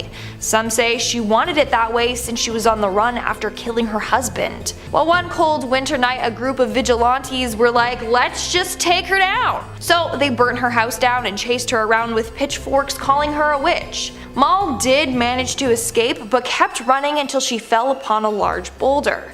She ultimately froze to death on that boulder. Several days later, a young boy found her corpse. Her body was frozen with one of her hands on the boulder, the other outstretched up towards the sky. Some say she froze to death, putting a curse on her tormentors and the town. What's scary is that the rock that she died on is still on display in this town. In fact, her handprint is imprinted onto the rock for eternity. And Moll Dyer's curse is still effective to this day. All men responsible for her death and their ancestors will suffer for the rest of their lives. They will be cursed with bad luck. In fact, it's said that her tormentors got sick and some passed away. Others had their land become barren and their livestock died. All from the curse that Moll Dyer put on them. In our third spot today, we have the Aswang. A subscriber actually brought this next witch to my attention, so I thought I would include it in today's video, and hopefully I pronounced the name right, okay? So this witch is a shape-shifting evil spirit. It's not just a witch though. It can also transform itself into a vampire, a werebeast, and a ghoul. But unlike normal vampires, this creature can go out during the day and they aren't harmed by the sunlight, and they don't also sparkle. During the day though, they are often seen with bloodshot eyes because they just spent the entire night searching for houses that are holding wakes so that they can then go in and then steal the bodies and then eat them. No need to worry though, they don't attack during the day, that's when they're at their weakest. Plus, they only attack in the darkness because that's when they believe that God is asleep. But when they do hunt, they go after the young and feast on their hearts and livers. In fact, they have this thing that comes out of their mouth and then can reach into a mother's womb to suck the baby out of them while the mother is asleep. Isn't that horrifying? It is. But wait, it gets worse. Apparently humans can choose to turn into this creature if they so desire. To do this, they have to tie a fertilized chicken egg to their stomach. The chick will then pass through their flesh, and once this happens, they have to bury the shell in a bamboo tube with coconut oil and chicken poop. After that is all complete, they will gain the powers of this monster. And it sounds like I just made that all up, but I swear that's part of the legend. What's horrifying is that this witch moves quickly and silently. They are super tiny so that they can hide behind things with ease, so you'll never be able to hear or see them coming. Now, these witches are said to be extremely wicked. If you ever cross one, they'll make sure you will pay. They'll put a curse on you so that bones or insects will come out of your bodily orifices. Like imagine just sitting there and then all of a sudden a spider crawls out of your eye or you start coughing up bones. Yeah, no thank you. That's why these witches are so highly feared. Coming in at number 2, we have the Bell Witch. This is one of the creepiest stories out there because it involves a real-life witch and a real-life curse. So it all started back in the early 1800s with a man named John Bell. Now John lived in a Tennessee farmhouse with his family. All was going well until one day he saw this weird creature. He described it as a dog-like creature but with a rabbit's head. He tried to shoot at it, but nothing happened. Then John's daughter Betsy started to witness freaky things as well. In fact, on a number of occasions she was attacked by an unseen force, as she described it. Then other weird spooky things would happen, like they would hear chains being dragged through the house, or gulping and choking sounds and scratching at their bedposts. Finally, after months of tormenting, the entity finally spoke to them. Turns out that they were being haunted by their former neighbor, Kate Batts, who was actually a witch. She was dead set on destroying the family, especially John. She wanted to kill him. She never said why though, and I want to know why. Over the next 3 years, Kate tormented the entire family daily. She cast a number of spells on John from her grave. As time went on, John actually became weaker and weaker, until 1829 when he was found dead with a small vial of liquid near him. Apparently Kate, the Bell Witch, gave John this poison and he took his life. After his death, Kate stopped tormenting the family. So again, I want to know, what did John do to Kate to make her come for him? Like, seriously, I'd never want to get on her bad side. And in our number one spot today, we have the Chatapee. The Chatapee is this creepy witch/vampire creature from India. Legend goes that this creature is formed after a woman passes away during childbirth or after a woman takes their own life. You know the succubus demon? The demon that presents itself to men during sleep and tries to have their way with them and then can kill them? Well, this is the Indian equivalent to the succubus demon. This witch rides on a tiger during the night. She then sneaks into your home without disturbing anyone and attacks men in their sleep. She will then suck the life out of them through their toes. Yeah, you heard me, their toes. I don't know why she wants those hairy stinky things near her face. Don't ask me. Anyways, some versions of this legend say that she has the power to change her form. She can transform into a tiger with all tiger features except one human leg. She also has hypnotic powers. She can cast a spell on the entire household so that everyone is in a trance-like state and won't wake up upon her entering. That's how she can come and go with ease. Now, this witch is so powerful that she can come after the strongest of men. And just like the succubus demon, she won't kill the man in one night. So she will revisit the house over and over again, slowly draining the life out of the man. She draws out his death, with the men falling weaker and weaker and not knowing what's causing it. Eventually he will grow so sick and pass away, and no one will know that this witch was to blame. Starting off this countdown, we have the Wabanaki Ghost Witch. This is a terrifying witch that scared Native American tribes for centuries. According to their legend, this witch was one who practiced evil magic when they were alive, and when they died, they came back to life as an undead monster. Its name is Skuddigamooch, and it craves human flesh and blood. The worst part, if it's coming for you, there's no stopping it. It will kill and devour any and everything that gets in its way. Now, during the day, this witch appears as an inactive human corpse, but as soon as night falls, the corpse comes to life and goes off searching for prey.